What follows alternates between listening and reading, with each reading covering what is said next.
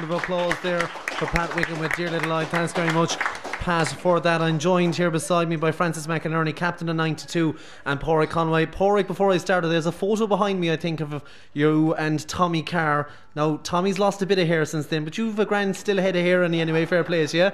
Yeah, it's still there anyway. It's going to be grey, I don't know, alright. Do you know if Tommy got past you in that photo, or was he... I don't remember the incident now, but looks like he did, the way things are looking there anyway. I have to say as well, Tommy Tubridys has a fantastic wall of photographs and clippings from the newspapers here in Tubridys Bar in Doonbeg, all about 92 and various football teams. It's really well worth a visit. But Francis McInerney, I suppose, Francis, I mean, there's a photo over there of the homecoming here in Doonbeg on the Monday night, and there's absolutely thousands of people. There's people on top of an Arctic truck. I'm surprised there isn't somebody almost inside in a chimney across the road here as well. It must have been absolutely crazy at the time. Is it hard to believe it's 20 years since then?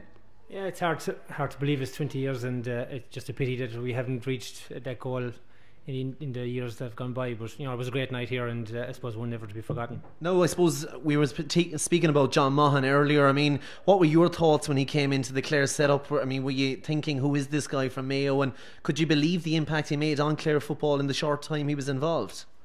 I suppose as regards John Maughan, we knew he'd been involved with Mayo, and you know, they'd reached All-Ireland finals, and so we knew that he knew what it took to reach that level. And I suppose, you know, after the first year he realised our fitness levels were way down, and you know, we had ran Kerry relatively close for 50 minutes the year before in Ennis, so we knew, you know, if we improved our fitness, that we could be more competitive.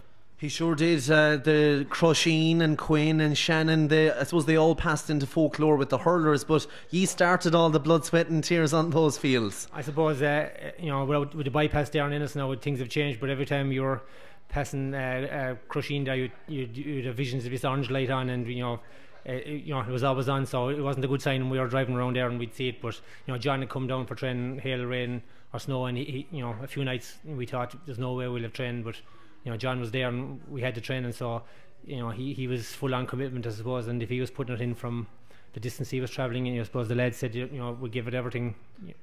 Pádraig, I suppose, in terms of the squad in 92, I mean, was there a special buzz around everyone? The B All-Ireland success the year before, that must have given you great confidence to know that you were up there with the best teams in the country. Well, I suppose through the winter of 91, and that it was a tough winter. In the spring of 92, we put in an awful lot of work. Training was going very well, and the whole squad was putting it in. So, you know, we knew we were thereabouts, like, but we were just competitive. We hadn't, I suppose, beaten anyone that would bring big headlines to it, but we weren't easily beaten. Any time we were beaten, it was only a point or two, so we knew we were thereabouts, and we had the training done, like, and it was big commitment. Like, everyone always turned out to train, and there was no such thing as anyone been missing, you know, so we always got full turnout, and that was a big thing as well. Now, Tom Morrissey's going to be here later, and we'll have to quiz Tom about this horse allergy that apparently he had in the showgrounds, but we won't get to that quite yet. But Francis, in terms of the actual Munster semi-final and the final itself in the Gaelic grounds, I mean, the semi-final, I suppose, was a game to get over. Were you nervous ahead of that, or did you feel confident that you were going to get over it and book your place in that decider in July? Well, we've been competitive in all our games up to that, so, and we'd known Tipperary because they were operating in the same division as we had been, so you know, they were probably thinking the same thing in the opposite dressing room, that the open draw had come into effect, and the fact maybe that Noel Walsh had fought hard and campaigned hard for us, you know, maybe a bit of extra pressure to Clare to get to the final first year of the open draw. And you know, it was tough, and it was a sense of relief really to get to the final and the occasion that was ahead of us. Pádraig, I suppose, what was the build-up like across the county? Anthony Daly mentioned it there, that lads maybe just decided on the day to travel down to the Gaelic grounds. Was there a big buzz around the place, or was it very low-key? Did some people hardly know you were in a Munster final at all? I'd say that was closer to it. It was very low-key altogether. Maybe football clubs and that, there was a local chit-chat about it, but that was outside of us because we were in our own tight group, but there was no big build-up from our point of view.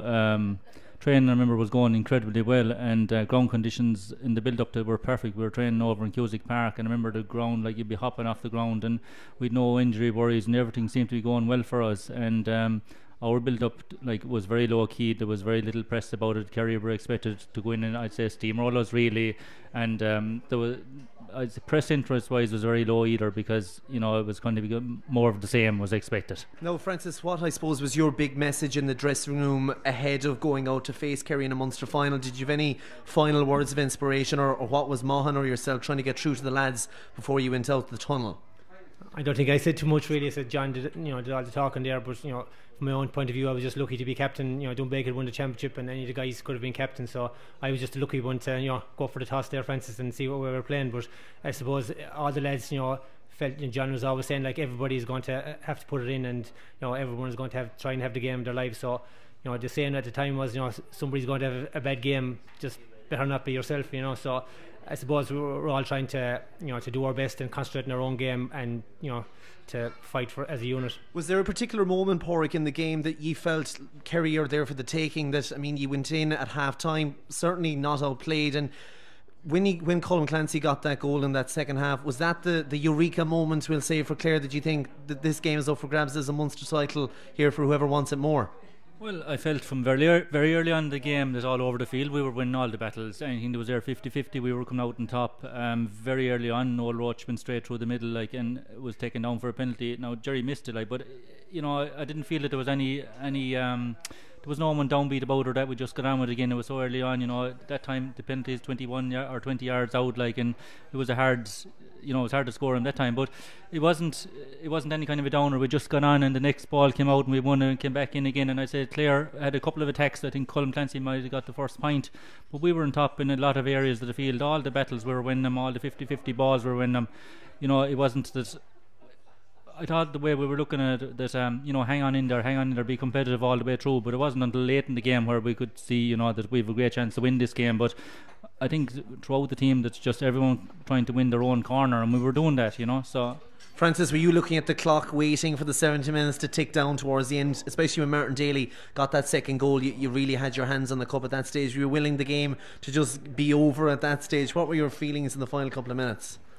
I suppose I just remember right near the end, I looked up and I saw a glint on the cup, and I said, oh, I could be collecting that, but then I think I got a bang from someone. I said I better forget about that for a while. But I think it was just when the final whistle went, he was just saying like we've won it. So it wasn't. I don't think we were counting our chickens, not with Maurice Fitzgerald or Seamus Minor or Jack O'Shea playing. So we couldn't really say you've Kerry beaten until the final whistle went. So do you remember what you did, I suppose, when the final whistle went? Did you go to any particular players, or did you meet anyone particularly on the pitch that stays in your memory? Well, what stays in my memory is that Paddy Russell, the referee, gave me the ball, and then